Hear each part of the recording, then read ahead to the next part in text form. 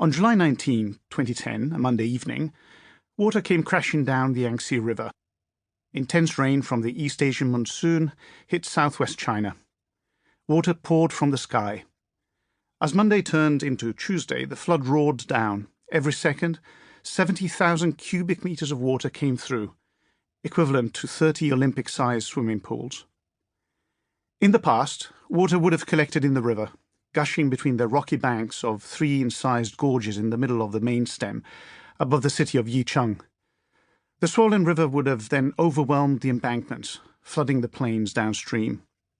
Instead, that night the current gently slipped into a wide lake near the city of Chongqing, far above those 3 incised gorges, oozing out as the crest of the flood dissipated.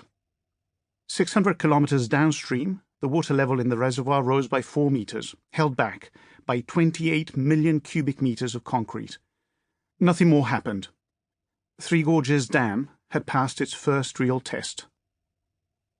The plan to build the largest dam in the world had been greenlit in 1992 under Chinese Premier Li Peng. The approval had not been without controversy. Li had trained as a hydroelectric engineer in the Soviet Union. He had pushed to get the project commissioned despite concerns for the relocation of 1.5 million people and for the loss of ecosystems and historical artifacts. Eventually, a majority of the National People's Congress voted for the construction. Work began in 1994. Only 9 years later, the reservoir began filling, ahead of schedule and under budget. The story of why and how this enormous piece of infrastructure came to be is a familiar one.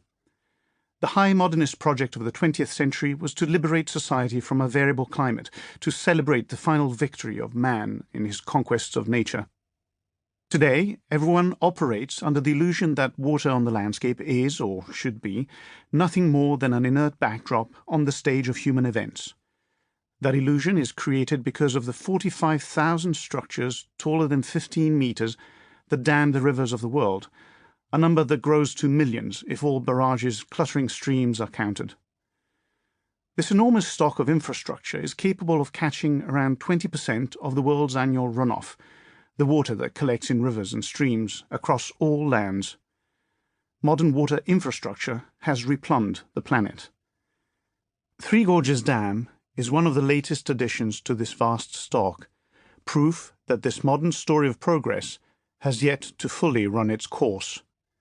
Technology enthusiasts celebrate its achievement, while environmentalists bemoan its impacts. Either way, it is the story of a technological emancipation from nature, in which science and engineering have given humanity, for better or for worse, full control over its own destiny. This story is familiar. It is also wrong. The story of water is not technological, but political.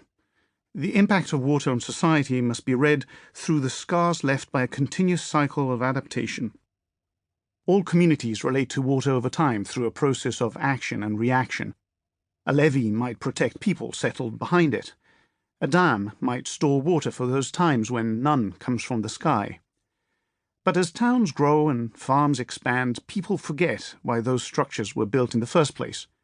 Society evolves and habituates to its newfound security. Institutions develop in the shadow of infrastructure designed to create an illusion of stability. Then, one day, unexpectedly, the levee fails or the reservoir behind the dam goes dry.